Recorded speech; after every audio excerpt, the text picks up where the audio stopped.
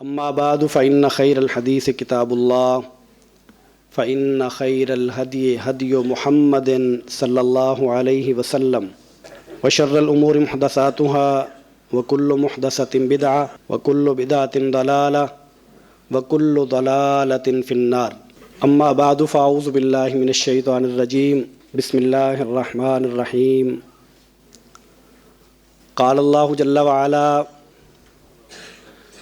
وَإِذَا سَأَلَكَ عِبَادِي عَنِّي فَإِنِّي قَرِيبٌ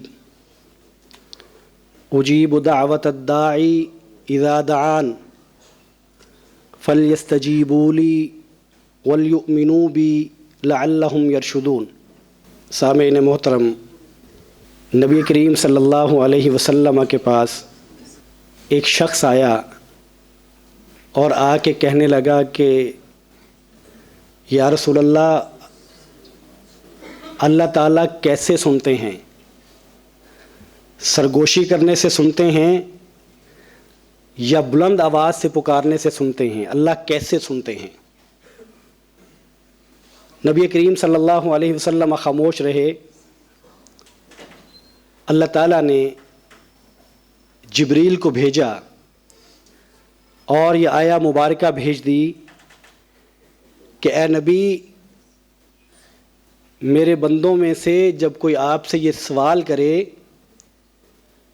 کہ میں کیسے سنتا ہوں تو آپ بتا دیں فإنی قریب، میں تمہارے بہت قریب ہوں۔ اجیب دعوت الداعی اذا دعان، سنتا نہیں ہوں، میں سنتا نہیں ہوں۔ اجیبو، میں جواب دیتا ہوں، جب پکارنے والا مجھے پکارتا ہے تو میں اس کی بات کو سنتا بھی ہوں اور اس کی بات کا جواب بھی دیتا ہوں۔ فَلْيَسْتَجِيبُوا لِي وَلْيُؤْمِنُوا بِي، اور تمہیں بھی چاہیے کہ میری باتوں پہ لبیک کہیں، انہیں چاہیے کہ میری باتوں پہ لبیک کہیں، میری باتیں مانا کریں اور میرے ساتھ ایمان رکھیں، لعلہم یرشدون، تاکہ وہ ہدایت پا سکیں۔ قرآن مجید کی یہ آیت مبارکہ سورہ بقرہ کی 186 نمبر آیا ہے، اور اس سے پہلے کی جو 2 آیات ہیں اور اس کے بعد کی جو آیات ہیں، پہلے والی بھی رمضان سے متعلق ہیں اور بعد والی بھی رمضان سے متعلق ہیں۔ مفسرین نے لکھا ہے کہ اللہ تعالیٰ رمضان کی آیات کے بیچ میں رمضان کے احکامات بیان کرتے کرتے بیچ میں جو اللہ تعالیٰ نے دعا کی بات کی ہے اور دعا کی آیا کو لے کے آئے ہیں، اس کا مطلب یہ ہے کہ دعا کا رمضان سے بڑا قریب کا تعلق ہے۔ اس کا مطلب ہے کہ رمضان دعا کے بغیر گزارا نہیں جا سکتا، اور نبی کریم صلی اللہ علیہ وسلم فرماتے ہیں الدعاء هو العبادہ، عبادت کی بہت ساری شکلیں ہیں، بہت ساری صورتیں ہیں۔ اس وقت جو میں آپ سے بات کر رہا ہوں اور جو آپ میری بات سن رہے ہیں اور ہم مل کے اللہ کے دین کی بات کر رہے ہیں، یہ بھی عبادت ہے۔ جو ہم نے روزہ رکھا ہے یہ عبادت ہے۔ اس رمضان کے مہینے میں جو ہم زکوٰۃ ادا کرتے ہیں وہ عبادت ہے۔ جو ہم انفاق اور صدقہ کرتے ہیں وہ عبادت ہے۔ جو حج و عمرہ کرتے ہیں وہ عبادت ہے۔ عبادت کی بہت ساری صورتیں ہیں، اور دعا بھی عبادت ہے۔ بلکہ نبی کریم صلی اللہ علیہ وسلم فرماتے ہیں الدعاء هو العبادہ، دعا ہی عبادت ہے۔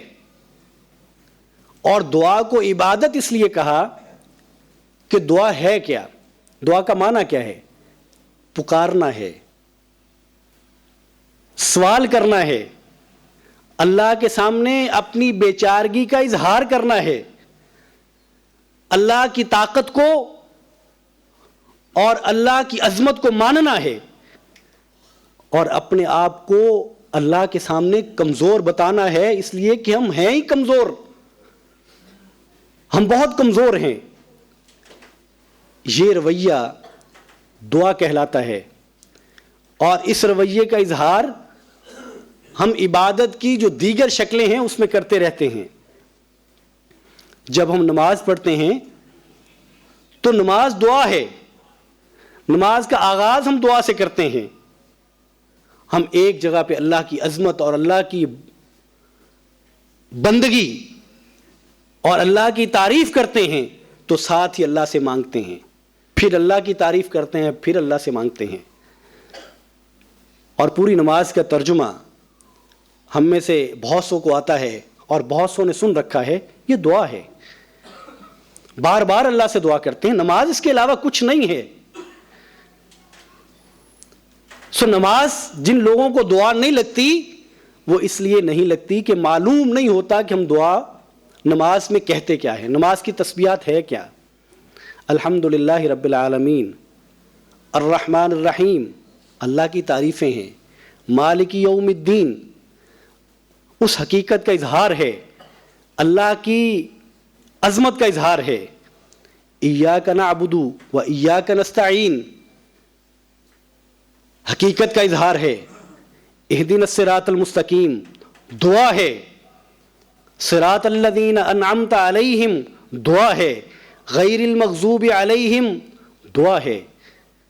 پھر آپ رکوع میں چلے جاتے ہیں، سبحان ربی العظیم اللہ کی تعریف ہے، آپ سر اٹھاتے ہیں، سمیع اللہ لمن حمدہ ربنا ولک الحمد حمدا کثیرا طیبا مبارکا فی، آپ اللہ کی تعریف کرتے ہیں، سجدے میں چلے جاتے ہیں، اللہ کی تعریف کرتے ہیں، سجدے سے سر اٹھاتے ہیں، رب اغفر لی رب اغفر لی رب اغفر لی، اللہ سے اپنے گناہوں کی معافی مانگتے ہیں، یہ دعا ہے۔ پھر سجدے میں تعریف ہے، اتحیات پہ بیٹھتے ہیں، تعریف ہے، درود ہے، اس کے بعد پھر دعائیں ہیں۔ نماز کیا ہے؟ اللہ کی تعریف ہے اور اللہ سے مانگنا ہے، اللہ کے سامنے سوال کرنا ہے۔ اور جب ہمیں معلوم ہو کہ ہم اللہ سے مانگ رہے ہیں تب انسان کا رویہ اور ہو جاتا ہے، تب اس کا آواز اس کی بیٹھ جاتی ہے، تب اس کی آنکھوں میں آنسو آ جاتے ہیں، جب اسے پتا ہو کہ میں کیا کہہ رہا ہوں، میں اللہ کے سامنے التجائیں کر رہا ہوں، میں اللہ سے معافیاں مانگ رہا ہوں، میں اللہ کے سامنے اپنی حاجات رکھ رہا ہوں، اللہ کے سامنے اپنی بے بسی کا اظہار کر رہا ہوں۔ جب اس کو معلوم ہوتا ہے وہ جھک جاتا ہے، وہ عاجز ہو جاتا ہے، اس کی آنکھوں میں آنسو بہہ نکلتے ہیں۔ اور جب معلوم نہیں ہوتا تب تسبیحات ہیں، ایک شخص زبان سے ادا کرتا ہے، وہ ادا ہو جاتی ہیں، وہ سلام پھیرتا ہے، نماز مکمل ہو جاتی ہے اور وہ گھر کو لوٹ جاتا ہے۔ دعا اتنی اہم چیز ہے کہ یہ بندے اور اللہ کے تعلق کا نام ہے۔ دعا بندے کا براہ راست اللہ سے تعلق ہے۔ جب مانگیں، جہاں مانگیں، جیسے مانگیں، جس زبان میں مانگیں، وہ ذات سنتی ہے۔ تکلیف میں مانگیں، عافیت میں مانگیں، مشکل میں مانگیں، بیماری میں مانگیں، بندے کا اللہ سے تعلق ہے۔ اور یہ تعلق بڑا ہی خوبصورت ہے۔ جن لوگوں کو مانگنا آ جاتا ہے وہ یہ بات جانتے ہیں کہ یہ تعلق کتنا خوبصورت ہے۔ جب وہ الگ ہو کے بیٹھ جاتے ہیں، گھر کے ایک کونے میں الگ ہو جاتے ہیں، رات کا اندھیرا ہے، رات کا آخری پہر ہے، اور وہ ہاتھ اٹھا کے جب اللہ سے باتیں کرتے ہیں، انہیں معلوم ہے کہ اس کی چاشنی کیا ہے، وہ جانتے ہیں کہ اس کی حلاوت کیا ہے، وہ جانتے ہیں کہ اللہ سے باتیں کرنے کی مٹھاس کتنی ہے۔ آپ کر کے دیکھ لیجئے، آپ آنے والی رات میں ہی کر کے دیکھ لیجئے، الگ ہو جائیے، سب سے الگ ہو جائیے، کائنات سے کٹ جائیے، بچوں سے الگ ہو جائیے، 2 رکعت نماز ادا کر لیجئے اور اللہ کی طرف ہاتھ اٹھا دیجئے، ہاتھ بلند کر دیجئے، اور مانگنے والی چیزیں اتنی زیادہ ہیں، کوتاہیاں اتنی زیادہ ہیں، غلطیاں اتنی زیادہ ہیں، نافرمانیاں اتنی زیادہ ہیں کہ ایک غافل آدمی کے علاوہ کوئی شخص ان کو ساتھ لے کے چل نہیں سکتا. ان غفلتوں کے ساتھ، ان کوتاہیوں کے ساتھ کوئی شخص جی نہیں سکتا. سے غافل آدمی ہے جو جیتا رہتا ہے، زندگی کے ایام گزارتا رہتا ہے، موت اس کو دور نظر آتی ہے، حساب کا دن اس کو دور رکھتا ہے، سو وہ ایام گزارتا ہے. ایک بھلا آدمی، ایک دانشمند آدمی، ایک سیانہ آدمی جب وہ نگاہ دوڑاتا ہے اور اس کو یاد پڑتا ہے کہ بڑے گناہ بھی بہت زیادہ ہیں، چھوٹے بھی بہت زیادہ ہیں، کبیرہ بھی ہیں، صغیرہ بھی ہیں، آنکھوں کے آپ سامنے آ جاتے ہیں، ایک لسٹ بن جاتی ہے، سو وہ کیسے غافل رہ سکتا ہے اس ذات کے سامنے جو ذات یہ نہیں کہتی کہ اگر تم سے کوتاہی ہو گئی، تم سے غلطی ہو گئی تو تمہیں چکانا پڑے گا، تمہیں اس کا بدلہ لینا پڑے گا، تمہیں سزا لینا پڑے گی. وہ ذات یہ نہیں کہتی. وہ ذات یہ کہتی ہے اگر تم سے غلطی ہو جائے، اگر کوتاہی، میری نافرمانی، مجھے چیلنج کر بیٹھو، کوئی بات نہیں ہے، کوئی بات نہیں ہے، میرے سامنے آ جاؤ. تکبر نہیں کرنا، اس نافرمانی کو لے کے، ان کوتاہیوں کو لے کے ساتھ ساتھ چلنا نہیں ہے، یہ تکبر ہے. میرے سامنے نہ آنا، میرے سے نہ مانگنا، میرے سامنے نہ جھکنا، یہ تکبر ہے. اللہ تعالیٰ کہتے ہیں اور جو تکبر کرتا ہے میں اس کو جہنم میں داخل کر دوں گا. یہ معمولی بات نہیں ہے کہ اللہ سے مانگا نہ جائے. ادعونی فاستجب لکم، مجھے پکارو، مجھے، اللہ تعالیٰ کہتے ہیں مجھے پکارو، میرے سے مانگو. فاستجب لکم، میں تمہیں جواب دوں گا. آپ پوچھتے ہیں اللہ تعالیٰ سنتے نہیں ہیں، اللہ تعالیٰ قبول نہیں کرتے ہیں، اللہ تعالیٰ جواب نہیں دیتے ہیں، میں کیا کروں، اتنی دیر سے مانگ رہا ہوں. اللہ کہتے ہیں فاستجب لکم، میں جواب دیتا ہوں، میں سنتا بھی ہوں، میں جواب بھی دیتا ہوں. بلند آواز سے پکارو تب بھی سنتا ہوں، اپنے دل میں کچھ کہہ دو میں وہ بھی سنتا ہوں. میرے سے دل میں مانگ لو، اکیلے ہو کے مانگ لو، اجتماعی طور پہ مانگ لو، جس حالت میں جیسے بھی مانگو گے میں سنتا بھی ہوں، میں جواب بھی دیتا ہوں. ان الذین یستکبرون عن عبادتی سیدخلون جہنم داخرین. اور جو لوگ میری عبادت سے، یہاں اللہ تعالیٰ نے دعا کو عبادت بولا ہے، جو میری عبادت سے، میرے سے مانگنے سے، میرے سے دعا کرنے سے جو تکبر کرتے ہیں، جو نہیں مانگتے. اللہ سے نہ مانگنا تکبر ہے. انسان اپنے آپ کو بڑا سمجھتا ہے، اس لیے اللہ کے سامنے جھکتا نہیں ہے، اس لیے اللہ سے مانگتا نہیں ہے. اللہ تعالیٰ فرماتے ہیں کہ اس رویے کے ساتھ جینے والا آدمی متکبر ہے. وہ متکبر آدمی، اللہ تعالیٰ فرماتے ہیں اس کا ٹھکانہ جہنم ہے. لیکن اگر وہ تکبر کا اظہار نہ کرے، میرے سامنے جھک جائے، تو اللہ تعالیٰ فرماتے ہیں کہ میں سنتا بھی ہوں اور میں جواب بھی دیتا ہوں.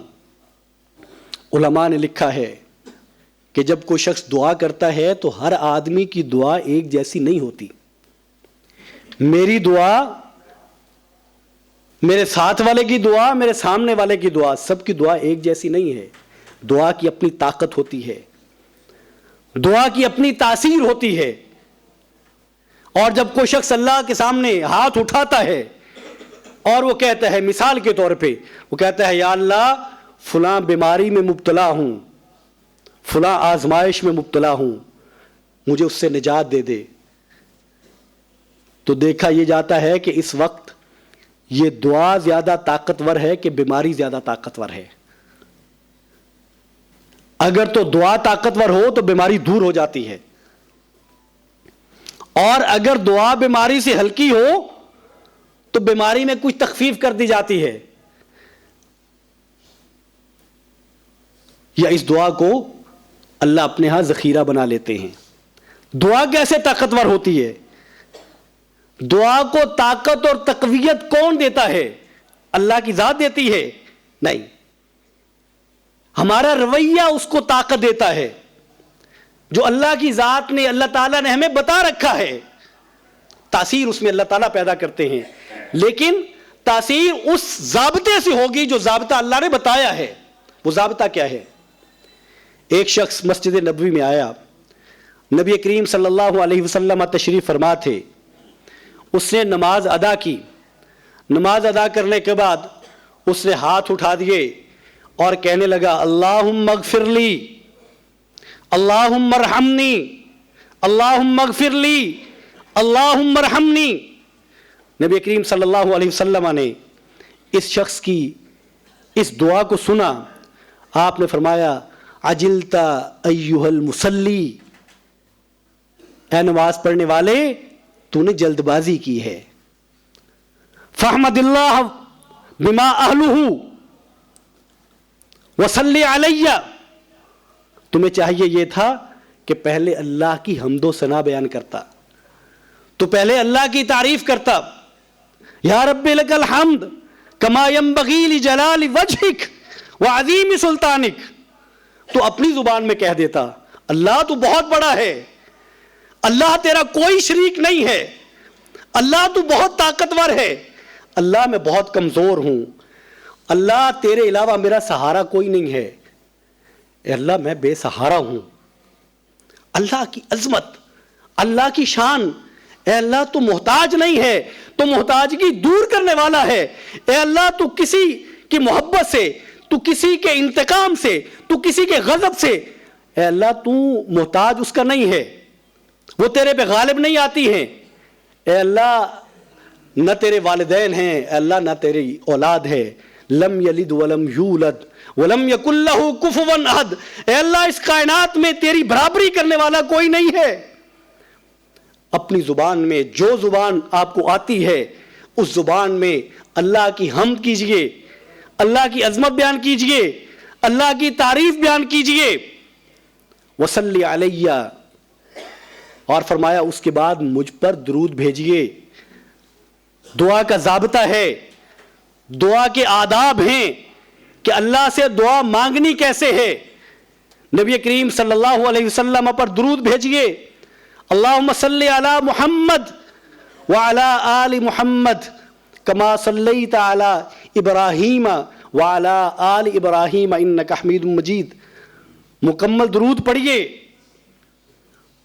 اور پھر اپنی عاجزی، میں جو آپ کے سامنے یہ ضابطہ رکھ رہا ہوں، اس حدیث میں یہ دو باتیں ہیں، بلکہ اس حدیث کا دوسرا ٹکڑا یہ ہے کہ پھر ایک اور شخص آیا اور اس نے ہاتھ اٹھائے، اس نے اللہ کی حمد و ثنا بیان کی، نبی کریم صلی اللہ علیہ وسلم پر درود بھیجا. تو نبی کریم صلی اللہ علیہ وسلم نے جب یہ سنا تو آپ نے اسے کہا کہ اب اللہ سے مانگو، تمہاری دعا قبول کی جائے گی. یعنی تم نے اللہ کی حمد و ثنا بیان کی ہے، تم نے میرے پہ درود بھیجا ہے، اب اللہ سے جو مانگو گے وہ تمہیں دیا جائے گا. اللہ سے سوال کرو گے، اللہ سے مدد مانگو گے، وہ کی جائے گی. اور پھر نبی کریم صلی اللہ علیہ وسلم نے فرمایا کہ اللہ کے سامنے کچھ مانگنے سے پہلے اپنے گناہوں کا اعتراف کریے. اعتراف ضروری ہے، اعتراف کرنا ہے. اور حدیث میں آتا ہے کہ اللہ تعالیٰ فرماتے ہیں جب کوئی شخص اپنے گناہوں کا اعتراف کرتا ہے تو اللہ تعالیٰ فرماتے ہیں کہ میرا بندہ گویا کہ جانتا ہے کہ اس کا رب موجود ہے. یہ بات اس کو معلوم ہے کہ اس کا رب موجود ہے اور یہ اپنے رب کے سامنے اعتراف کر رہا ہے اور یہ اپنے رب سے اپنے گناہوں کی معافی مانگ رہا ہے. اور یہ جب اپنے گناہوں کا اعتراف کرتا ہے اور پھر اللہ سے مانگتا ہے تو اللہ عطا کرتے ہیں. اور گناہوں کا اعتراف کیا ہے؟ ربنا ظلمنا انفسنا، اے اللہ ہم اپنی جانوں پہ ظلم کر چکے. رب انی ظلمت نفسی، اے اللہ میں اپنی جان پہ ظلم کر چکا. ظلمن کثیرا، بہت ظلم کیے ہیں. ربنا ظلمنا انفسنا وان لم تغفر لنا وترحمنا لنکونن من الخاسرین. اور اے اللہ اگر آپ نے، میں تو ظلم اور زیادتی کر بیٹھا، میں اعتراف کرتا ہوں اور اے اللہ اس بات کا بھی اعتراف کرتا ہوں کہ اگر تو نے معاف نہ کیا، اے اللہ اس بوجھ کے ساتھ جو میں لے کے چلتا ہوں تو نے رحم نہ کیا، تو اے اللہ ہم گھاٹا پانے والوں میں سے ہو جائیں گے، اے اللہ ہم نقصان اٹھانے والوں میں سے ہو جائیں گے۔ اعتراف کیجئے، گناہوں کا اعتراف کرنے کے بعد پھر اللہ سے مانگیے، اللہ سے مانگیے جو مانگنا چاہتے ہیں، جتنا مانگنا چاہتے ہیں، اور اللہ کے پاس تو وسعتیں ہیں۔ اللہ سے آپ جتنا بھی مانگیں، اور حدیث مبارکہ میں آتا ہے کہ ساری مخلوقات مل کے اللہ سے مانگیں، ایک بندہ نہیں، جتنی مخلوقات ہیں اس کائنات میں ساری مانگیں، اور وہ جو جو مانگیں اپنی خواہش کے مطابق جتنا مانگیں ان سب کو دے دیا جائے، تو اللہ کے خزانوں میں اتنی کمی نہیں ہوتی جتنی سمندر میں سوئی کو ڈبویا جائے اس کے ساتھ پانی لگ کے آتا ہے، اتنی بھی کمی نہیں ہوتی۔ اللہ کے خزانے اتنے ہیں، اللہ کی شان اتنی ہے، اللہ کی عظمت اتنی ہے۔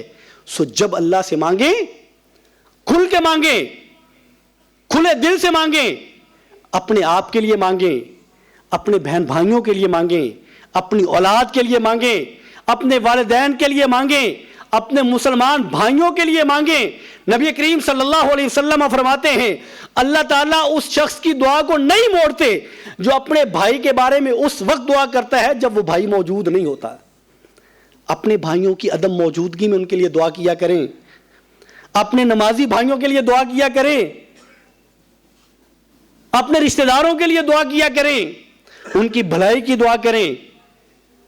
اور نبی کریم صلی اللہ علیہ وسلم فرماتے ہیں جب کوئی شخص کسی کے لیے دعا کرتا ہے تو اللہ تعالیٰ فرشتے کی ڈیوٹی لگا دیتے ہیں جو اس کے لیے دعا کرتا ہے، جو دوسروں کے لیے دعا کرنے والا ہے۔ اور دعا میں جلد بازی نہ کیجیے۔ نبی کریم صلی اللہ علیہ وسلم نے فرمایا یہ دوسری طرح کی جلد بازی ہے۔ ایک تو وہ ہے نا جہاں نبی کریم نے فرمایا کہ اجلتا ایھا المصلی، تو نے جلدی کی ہے، جلدی نہیں کرنی، حمد و ثنا۔ ایک دوسری طرح کی جلدی ہے، نبی کریم صلی اللہ علیہ وسلم نے فرمایا کہ کوئی شخص اللہ سے مانگتا ہے اور جلد بازی کرتا ہے اس لیے بھی اس کی دعا قبول نہیں کی جاتی۔ اور یہ جلد بازی کیا ہے؟ یہ کہتا ہے میں ادھر سے مانگوں ادھر سے پوری ہو جائے۔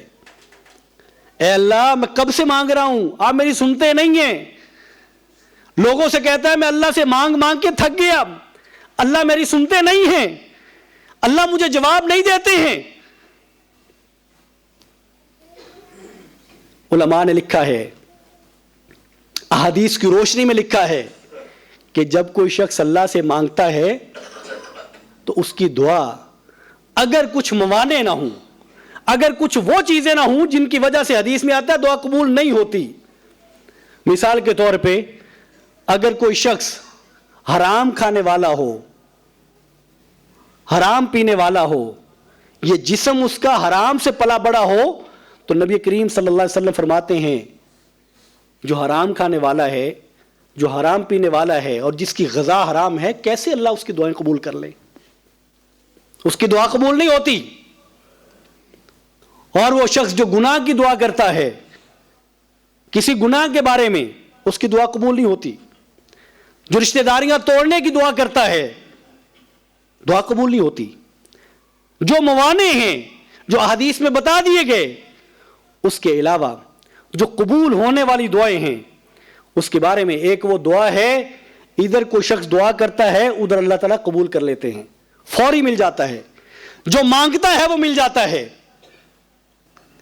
اور ایک وہ دعا ہے کہ کوئی شخص دعا کرتا ہے اس کو جو اس نے مانگا ہوتا ہے وہ تو نہیں ملتا، لیکن جو اس پہ کوئی آزمائش آنے والی ہوتی ہے، کوئی مصیبت آنے والی ہوتی ہے جس کی اس نے دعا نہیں کی ہوتی، اس نے نہیں کہا ہوتا کہ اللہ جو مصیبت آنے والی ہے وہ مجھ سے دور کر دے، وہ نہیں کہا ہوتا، اس نے اپنی کسی خواہش کا اظہار کیا، اللہ سے اس نے کچھ مانگا، اس کو وہ نہیں ملا، لیکن جو آزمائش آنے والی تھی بن مانگے وہ دور کر دی جاتی ہے۔ اور علماء نے یہ بھی لکھا کہ بس اوقات کوئی شخص اللہ سے مانگتا ہے اور اس کے مانگنے سے اس کو تو فائدہ ہوتا ہے لیکن کچھ اوروں کو اس کا نقصان ہو سکتا ہے، اس لیے بھی اللہ تعالیٰ اس کی دعا کو فوری اس کو عطا نہیں کرتے بلکہ اس کو ذخیرہ بنا لیتے ہیں۔ تیسری صورت یہ ہے کہ انسان دعائیں کرتا ہے، انسان اللہ سے مانگتا ہے، اللہ تعالیٰ اس شخص کی دعاؤں کو توشہ آخرت بناتے جاتے ہیں، ذخیرہ بناتے جاتے ہیں، جس کی اہمیت کا آج شاید مجھے اور آپ کو اندازہ نہیں ہے۔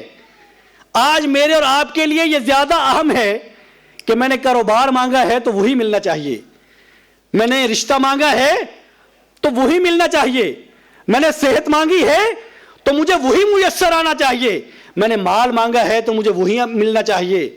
لیکن یہ توشہ، یہ اجر، یہ ذخیرہ جس کو آخرت بنایا جاتا ہے، یہ اتنا قیمتی ہے کہ نبی کریم صلی اللہ علیہ وسلم فرماتے ہیں کہ ایک شخص قیامت کو دیکھے گا، جب اس کے سامنے سب عیاں ہوگا، اس کی نیکیاں بھی سامنے ہوں گی، اس کے گناہ بھی سامنے ہوں گے، اور اس کو سب یاد ہوگا کہ یہ میں نے نیکیاں کی تھیں، یہ بھی یاد ہوگا کہ ہاں یہ میں نے گناہ کیے تھے، لیکن ایک طرف نیکیوں کی جو لسٹ ہے اس میں وہ دیکھتا ہے کہ ایسی نیکیاں بھی ہیں جو میں نے نہیں کی تھی، اور یہ اللہ سے پوچھ لے گا کہ اللہ یہ نیکیاں تو میں نے نہیں کی تھی، یہ اتنی بڑی بڑی نیکیاں تو میں نے نہیں کی تھی، یہ میری کون سی والی نیکیاں ہیں؟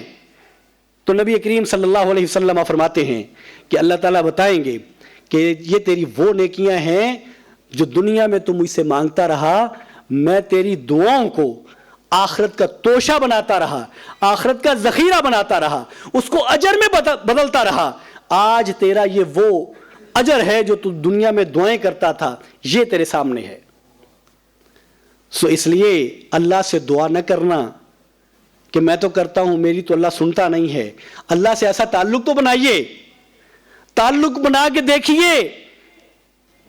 اور میں نے اپنے ایک خطبہ میں مدینہ کا ایک واقعہ ذکر کیا تھا، صرف اشارتاً ذکر کرتا ہوں کہ اللہ کیسے سنتے ہیں، انسان اللہ سے کیا کہے تو اللہ سنتے ہیں۔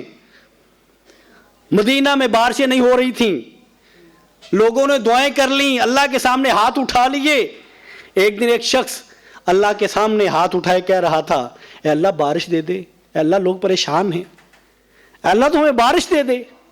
امام صاحب پاس سے گزرے، اس کی بات سنی، یہ شخص مسجد سے نکلا نہیں ہے، اللہ نے بارش برسا دی۔